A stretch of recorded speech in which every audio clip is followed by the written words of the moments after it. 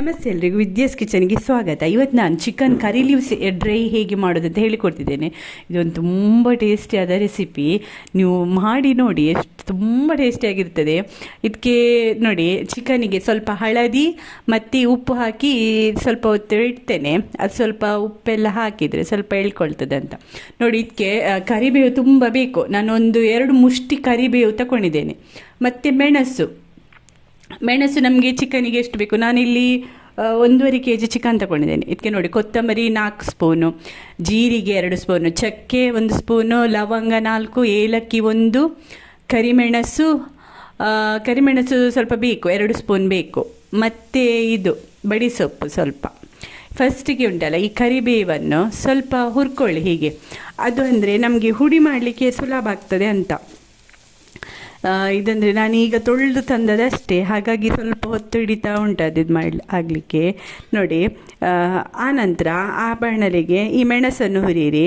ನಿಮಗೆ ಎಷ್ಟು ಬೇಕೋ ಅಷ್ಟು ಮೆಣಸು. ಇದು ಅಂದರೆ ಖಾರ ಇಲ್ಲ ಅಷ್ಟು ಮೆಣಸು, ಅದಕ್ಕೆ ನಾನು ಒಂದು 10-15 ಮೆಣಸು ಹಾಕಿದ್ದೇನೆ, ತುಂಬ ಖಾರ ಇಲ್ಲ. ಆನಂತರ ಅದಕ್ಕೇ ಕೊತ್ತಂಬರಿ 4 ಸ್ಪೂನು, ಜೀರಿಗೆ ಮತ್ತು ಕರಿಮೆಣಸು ಮತ್ತು ಬಡಿಸೊಪ್ಪು ಇದನ್ನು ಹಾಕಿ ಗ್ಯಾಸ್ ಸಿಮ್ಮಲ್ಲಿ ಇಡಿ, ಚೆಂದ ಹುರ್ಕೊಳ್ಳಿ. ಅದರದ್ದು ನಮಗೆ ಹುರಿದದ್ದು ಸ್ಮೆಲ್ ಬರ್ತದೆ. ನಂತರ ಅದನ್ನು ಪೌಡರ್ ಮಾಡ್ಕೊಂಡು ಇಟ್ಕೊಳ್ಳಿ. ಆನಂತರ ಪಾತ್ರೆಗೆ ಸ್ವಲ್ಪ ತುಪ್ಪ, ಸ್ವಲ್ಪ ಆಯಿಲ್ ಹಾಕಿ ಎರಡನ್ನು ಸಹ ಮಿಕ್ಸ್ ಮಾಡಿ ಹಾಕಿದರೆ ಒಳ್ಳೆಯದಾಗ್ತದೆ. ತುಪ್ಪ ಸಹ ಹಾಗೆ ಆಗ್ತದೆ, ಆಯಿಲ್ ಸಹ ಹಾಕಿದ್ದೇನೆ, 2 ಸಹ ಹಾಕಿದ್ದೇನೆ. 4-5 ಸ್ಪೂನ್ ಹಾಕಬೇಕು. ಆನಂತರ ಅದಕ್ಕೆ ಸ್ವಲ್ಪ 1 ಸ್ಪೂನ್ ಜೀರಿಗೆ ಹಾಕಿ ಸ್ವಲ್ಪ ಕಾಯಲಿ. ಆನಂತರ ಅದಕ್ಕೆ ಶುಂಠಿ ಮತ್ತು ಬೆಳ್ಳುಳ್ಳಿ ಜಜ್ಜಿಟ್ಟದ್ದು, ಅರ್ಧ ತುಂಡು ಶುಂಠಿ, 1 8 ಬೆಳ್ಳುಳ್ಳಿ ಸ್ವಲ್ಪ ಇಟ್ಟಿದ್ದೇವೆ. ಅಂದರೆ ಇದಕ್ಕೆ ಪೇಸ್ಟ್ ಹಾಕೋದಕ್ಕಿಂತ ಹೀಗೆ ಸ್ವಲ್ಪ ನಾವು ನಮ್ಮದು ಗುದ್ದಿ ಸ್ವಲ್ಪ ಹಾಕಿದರೆ ಒಳ್ಳೆ ಆಗ್ತದೆ. ನಂತರ ಒಂದು ಕಾಯಿ ಮೆಣಸು 2, ಅದೊಂದು ರುಚಿಗೆ ತಕ್ಕ, ಅಂದರೆ ಖಾರಕ್ಕೆಲ್ಲ ಅದೊಂದು ರುಚಿ ಬರ್ತದೆ. ಕಾಯಿ ಮೆಣಸು 2 ಹಾಕಿದರೆ ರುಚಿ ಬರ್ತದೆ. ಆನಂತರ ಇದಕ್ಕೆ ಆನಿಯನ್ ನಾನೊಂದು ಮೀಡಿಯಮ್ ಸೈಜಿದ್ದು 3 ಹಾಕಿದ್ದೇನೆ. ಸ್ವಲ್ಪ ಆನಿಯನ್ ಬೇಕಾಗ್ತದೆ ಚಿಕನಿಗೆ, 3-4 ಸಹ ಹಾಕ್ಬೋದು ಇದಕ್ಕೆ. ಅಂದರೆ ತುಂಬ ದೊಡ್ಡದಿದ್ದರೆ 2 ಹಾಕಿ ಸಾಕಾಗ್ತದೆ. ಇದು ನೋಡಿ, ಈಗ ಆನಿಯನ್ಸ್ ಅದರಲ್ಲೇ ಕಾಯಬೇಕು. ಈಗ ನೋಡಿ, ಸ್ವಲ್ಪ ಕಲರ್ ಚೇಂಜ್ ಆಗ್ತಾ ಬರ್ತಾ ಉಂಟು. ಆಗ ಪುನಃ ಸ್ವಲ್ಪ ಒಂಚೂರು ಕರಿಬೇವು ಹಾಕಿ. ಇದು ಕರಿಬೇವು ಚಿಕನ್ ಆದ್ದರಿಂದ ಕರಿಬೇವು ಇದಕ್ಕೆ ತುಂಬ ಬೇಕು, ಅದರದ್ದೇ ಸ್ಮೆಲ್ ಬರ್ತದೆ ಮತ್ತು ತುಂಬ ಟೇಸ್ಟಾಗಿರ್ತದೆ. ನೀವು ಇದೇ ರೀತಿ ಮಾಡಿ ನೋಡಿ. ಆನಂತರ ನೋಡಿ, ಇದಕ್ಕೆ 1 ದೊಡ್ಡ ಟೊಮೆಟೊ ಹಾಕಿದ್ದೇನೆ. ದೊಡ್ಡ ಟೊಮೆಟೊ 1, ಸಣ್ಣದಿದ್ದರೆ 2 ಹಾಕಿ.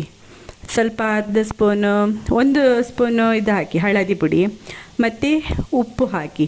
ಇದು ಸ್ವಲ್ಪ ಉಪ್ಪು ಹಾಕಿದಾಗ ಸ್ವಲ್ಪ ಕಲರ್ ಪಕ್ಕ ಚೇಂಜ್ ಆಗ್ತದೆ, ಅದಕ್ಕೋಸ್ಕರ ಸ್ವಲ್ಪ ಉಪ್ಪು ಹಾಕಿ ಒಂಚೂರು ಆಯಿಲಲ್ಲೇ ಬಾಡಿಸಿ ನೋಡಿ. ಸ್ವಲ್ಪ ಈಗ ಕಲರ್ ಚೇಂಜ್ ಆಗ್ತಾ ಬರುವಾಗ ನಾವು ಈ ಚಿಕನನ್ನು ಹಾಕಬೇಕು ಇದಕ್ಕೆ ನೋಡಿ. ಈಗ ಇದಕ್ಕೆ ಚಿಕನಿಗೆ ಉಪ್ಪು ಮತ್ತು ನಾನು ಹಳದಿ ಪುಡಿ ಹಾಕಿ ಇಟ್ಟಿದ್ದೇನೆ.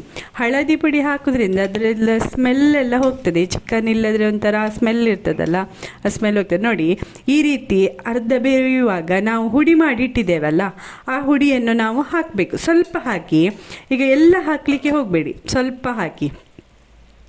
ಮತ್ತು ಅದು ಸ್ವಲ್ಪ ಮಿಕ್ಸಿದು ಹಾಕಿದ್ದ ನೀರಿರ್ತಲ್ಲ, ಅದು ಸ್ವಲ್ಪ ಹಾಕಿ. ಈ ನೀರಲ್ಲಿ ಸ್ವಲ್ಪ ಒಂಚೂರು ಪುನಃ ಬೇಯಲಿ ಚಿಕನ್, ಆಗ ಒಂಥರ ಜ್ಯೂಸಿ ಥರ ಆಗ್ತದೆ ಚಿಕನ್, ಟೇಸ್ಟ್ ಆಗ್ತದೆ ನೋಡಿ. ಇಷ್ಟೀಗ ಬೇಯ್ತಾ ಬರುವಾಗ ನಮ್ಮಲ್ಲಿದ್ದ ಹುಡಿ ಇರ್ತದಲ್ಲ, ಅದು ಕರಿಬೇವು ಮತ್ತು ಮಸಾಲದು ಇದೆಲ್ಲ ಹುಡಿ ಹಾಕಿ ಸರಿಯಾಗಿ ಫುಲ್ಲು ಎಲ್ಲದಕ್ಕೆ ಸಹ ಸರಿಯಾಗಿ ಕಲಡಿಸಬೇಕು. ಅಂದರೆ ಫುಲ್ಲು ಎಲ್ಲ ಚಿಕನ್ ಪೀಸಿಗೆ ಅದು ನಾವು ಹಾಕಿದ ಪೌಡರ್ ಸರಿಯಾಗಿ ಅಂಟಿ ಕೂತ್ಕೊಳ್ಬೇಕು ನೋಡಿ. ಒಮ್ಮೆ ಕಲಡಿಸಿದ ನಂತರ ಮಾಡಿ ಸ್ವಲ್ಪ ಹೊತ್ತು ಬೇಯಲಿ ಅದು ನೋಡಿ. ಈಗ ಸರಿಯಾಗಿ ಕರೆಕ್ಟಾಗಿದೆ ನೋಡಿ. ಇಷ್ಟು ಹೊತ್ತು ನಾವು ಸ್ವಲ್ಪ ಒಂಚೂರು ಬೇಯಿಸ್ಬೇಕು ಅಷ್ಟೇ.